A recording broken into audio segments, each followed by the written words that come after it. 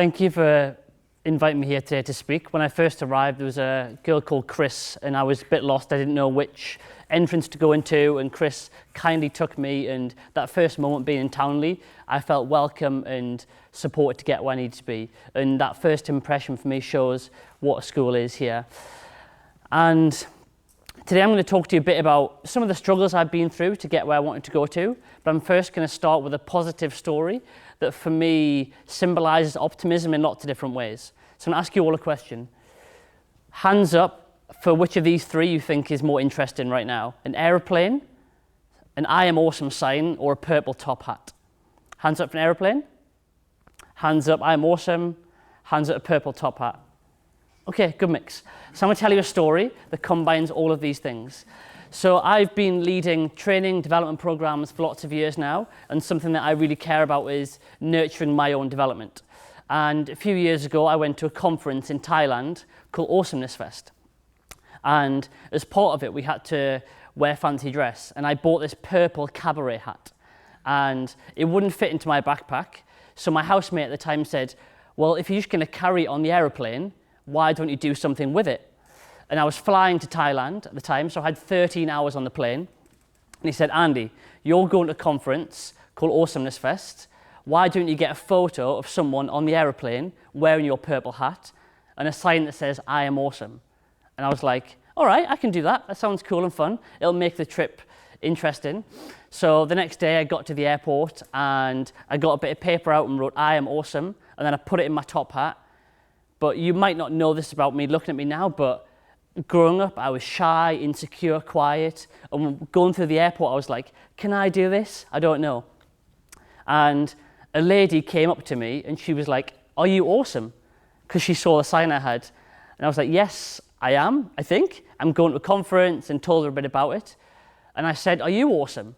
And she said, I am, in fact. I'm just flying to Australia for 3 days to babysit for my daughter because she needs some help right now. And I was like, wow, can I get a photo of you? And this is Lynn on the left-hand side. She was my first person. And in the conversation with her, I said, I need 50 people to get a photo with a purple hat that said, I am awesome on this plane. And I hadn't planned that, I just said it. And I thought, I gotta believe in this now. The other one's her husband. And then I spent the next 14 hours talking to people on the aeroplane about what makes them awesome, what they think awesomeness means, and I had the best flight of my life. And I'm going to share a few pictures with you here. I haven't got time to go into all their stories, but the lady on the right-hand side is from a country called East Timor, and she fled that country when there was conflict and wanted to get her family out of there, has worked 3 jobs for lots of years, moving from Spain and Europe to the UK, and I heard all these amazing stories about things that made other people awesome. And some people's things where they found someone to love and that makes them really happy. And that was me being uncomfortable doing one as well. And I went around the aeroplane. These are the stewards and stewardesses on the aeroplane. And I thought if I get them involved, then I'm not going to look like a weird guy walking around the aeroplane taking photographs. So it was tactical as well as fun to get them involved. And I kept going around the aeroplane, and it was a crazy cool thing. And everyone was just so happy. I mean, flights and public transport are quite boring for a lot of people a lot of the time. And I thought, if I can bring a little bit of happiness and joy to those people on that flight, then that's a cool thing. But in vice versa, I learned so much about other people that I never would as well. This is one of my favorites. A little baby got involved and the hat fell over the baby's head. It was really cute. And some people were like, yeah, I am awesome. And some people were like, kind of pretending. And it also made me realize about people's self-esteem and ability to say, I am awesome because of this. And not compare it or not judge it to other people, but be cool about what makes us awesome. And this was the captain of the ship or the aeroplane. And at first I thought he was a bit like, am I going to do this or not? And then he was like, yeah. And he was like so into it. And then carried on. This is when I just got off the plane because I hadn't quite finished my target, but I was like, I'm going to still do this. And this was the last family of people that made me hit my target of getting 50 people to wear a purple hat and say, I am awesome. And this was a little story of something that when my housemate said to me, you could do this, or gave me the idea, his belief in me made me believe myself I could do that. and I could stretch myself outside of what was comfortable. So for me, this whole thing was a little story about stretching myself and doing something uncomfortable, but also bringing some optimism to other people's lives. Now, this is a fun, cool story, and I want to now take you back to how I got to where I am now. I'm 30 years old. I do training development work around the world. I've written and published a book. I founded a creators club, and I've done some really cool and interesting things. But to take you back to where I'm from, does anyone know this city by photograph? Yeah? Newcastle. This is Newcastle, where I'm from, the northeast of England. If you haven't been there, I urge you to go. And I chose this picture today as the backdrop for this because I did have a great upbringing, a wonderful family, and loving and caring. But when I was a bit older, between 19 and 22, I was desperate to leave and find somewhere else to be, because going back there after university was difficult because I changed as a person, and I felt stuck in Newcastle, and I just wanted to meet new people and find more like-minded people. When I was 12, 13, I was the kid in school who had a stutter. I wouldn't speak in class. I was luckily sporty, but I would never be standing up presenting and speaking. And I was really creative, a bit academic, but I was like, I just want to do creative things. And that's what my mindset was going through school. And one of my big beliefs in education is that creativity is becoming more supported and nurtured, but still there's for me, an imbalance between people's perception of academia and creativity. And that's why my work now supports creative people in everything they do. When I was 19, I made the choice to go off to university and study in Sheffield. And that was a big leap outside my comfort zone of leaving Newcastle, because I wasn't really that confident. And that was a time of totally drinking too much, working too hard, and I genuinely didn't think about my future after university. I was like, I want a first-class degree. And to be truthful, the reason I wanted a first-class degree, because I was trying to prove to other people that I could be creative and successful. And I worked hard, and of course I got a first-class degree because I didn't stop. And you learn lots, and it's good to aspire and achieve, but not at the expense of everything else. So then I left university at 22 and got home to my family, and I was like, what am I going to do now? Some friends were pressurizing me, or not pressurizing, maybe encouraging me to make a decision. And inside, I felt lost and alone and confused in a way that I'd never done before in my life. And at the age of 22, being a guy, crying wasn't really a thing that I did or was encouraged to do. And I had panic attacks, nervous breakdowns, my anxiety got really bad, and I cried in front of my mum for the first time in my life. And crying in front of my mum was one, just I felt helpless, but two, I just wanted to know, someone else to know, like how much I was struggling inside and how much I needed help and didn't know how to ask for it or talk about it.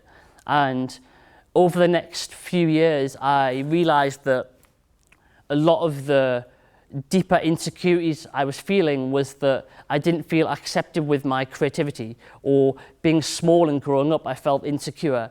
And then wanting to explore my sexuality at this age, I was just so scared and afraid and didn't have the language to do it. And that caused most of my depression. And my depression then, I had 2 serious episodes of it, and it was painful and hard, and I was sitting over there crying quietly watching that last video, because like I know what it feels like and I know it's hard. But there was always part of me that was optimistic, because I knew things can get better, and I was just desperate to recover and be well, because I wanted to do something. And as part of this phase of my life, me finding a new sense of purpose was a company called Future Foundations. And I left Newcastle to come and work for a company called NCS. I'd done a little bit of youth coaching when I was younger, and I never really thought about a career doing coaching or training and development. I did a degree making chairs and product design, and so that leap was huge for me. But I suddenly felt like this is where I belonged, talking about the world and interesting issues and empowering people and using my communication skills. I'm a really introverted person, but I can hold good conversations and facilitate. And Future Foundations was the beginning of me thinking about myself in a new way. And over the last 5 years, I've gone from that being my first program to coaching people, leading some of our biggest programs, and being part of a community of people that don't just care about making a difference, but they actually do things to make a difference. And one of my contributions I wanted to make was to write a book about my mental health struggles, not because I thought I was unique, but precisely because I thought I wasn't. And there's so many people out there in school, in university, and graduating that have this feeling of being lost and confused. And I thought if my story can help other people, then despite me never writing a lot before, being a bit dyslexic, I was like, I want to write this book. And it took me 2 years to write, and I committed to it because I knew it could help other people. And one of my invitations is over the next few years of your life in the future, if there's something you really care about, is to go and do something about it. When I was on the aeroplane, one of the first things Lynn said to me was, Andy, if you want to get 50 people to wear this hat, you need to be more assertive. And I was like, all right, I couldn't just stand there and expect people to come to me. I had to go out there and do something about it. Talk to people on that aeroplane. I had to go to coffee shops and sit down and write that book that was within me that I wanted to get out. And since then, this is what my life is been about, and I'm really fortunate I get to train with big companies around the world and work with young people like yourselves, and my colleagues are inspirational, amazing people that I would never have met if I didn't seek to explore the world and try and do new things. And for me in school, and this feels like one of the best schools I've ever been to, like the nurture and the support and the character. My school wasn't quite like that. It was a big comprehensive school in Newcastle, and I learned a lot being there. People that were more well off, people that had grown up in more difficult social situations, really helped me to understand the spectrum of life. But the nurture of character, I didn't feel that when I left school, and didn't have the language to talk about feelings and emotions in a way that I think is healthy here.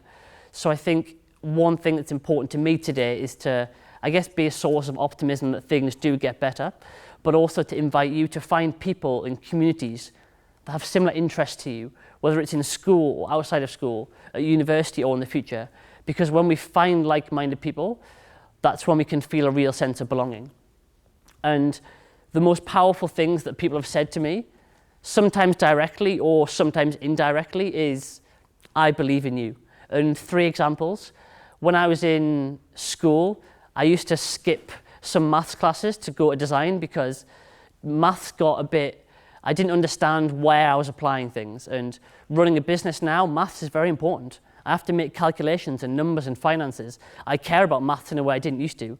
But maths got to the point where I was like, it doesn't make sense anymore. Whereas design makes sense because I could build something, invent something, create something. I was like, that's useful and fun. And my design teacher was the one who had a sense of belief in me. And she didn't say, Andy, I believe in you, but she spent time with me and listened to me. I'm getting emotional here because it was a big time. And when people do listen to you and care for you, then it shows that something inside you is worth exploring. And that was a time when I got directed to art college without knowing if I wanted a career in the arts, or going to do a design degree without knowing where that would lead me. And the truth is, I'm glad I didn't really know where it would lead me. I just followed what I cared about. The second person, when I crashed and was helpless, was my mum. And she didn't say, Andy, I believe in you, but she didn't judge me or ask any 2 questions. She just was a caring person, directed me to the doctors to get help, and her belief in me that A, I could change my situation, and B, that she would support me emotionally or however I needed, was so important to me. And the final one, on my first day of joining Future Foundations, I was watching, sitting where you are, watching the audience, and I was like, can I do that job? I'm not sure if I can. And one of the co-directors, Pete, took me aside afterwards and he said, Andy, we've chatted a lot, just so you know, leading in course directing, you're going to be doing that. And I was like, me? And I didn't say that out loud, but I was like, yeah, okay, cool. I was like, I couldn't do that. How could I do that? And that was about 7 years ago. And my career and my life has changed so much. But people believing in me is what's given me my optimism, my hope for the future. So I invite you with your friends around you, when people have ideas to share, it's so easy to shut people down or ask negative questions. Be encouraging and be open and nurture people, because it's ideas in the room here that can be a source of change in the world that we want to see here in our community, and in the wider world. So my final message I want to leave you with is, what are you going to do to discover what's possible and who you are? I think school is a magnificent place that can give us a sense of different subjects and explore our character and meet people. But beyond the world of education, there's things that you will be able to do that you have no idea yet. No idea. And when we do these things, we discover parts of ourselves that we might have never known before. Like 5 weeks ago, I did a contemporary dance class, and I'm 30. I've never danced properly before because in school I was like, boys don't dance really. And there's things I do in my life now that I'm like, I wish I'd done earlier, and express parts of who I am in a way that gives me more confidence. So I urge you to do things you care about and find people you care about, and then you will feel, hopefully, a more sense of belonging, more confident in who you are, and maintain your optimism to make a difference. Thank you so much for listening to me, and if anyone's got any questions, I can answer them or wrap it up there if we do. So thank you for listening.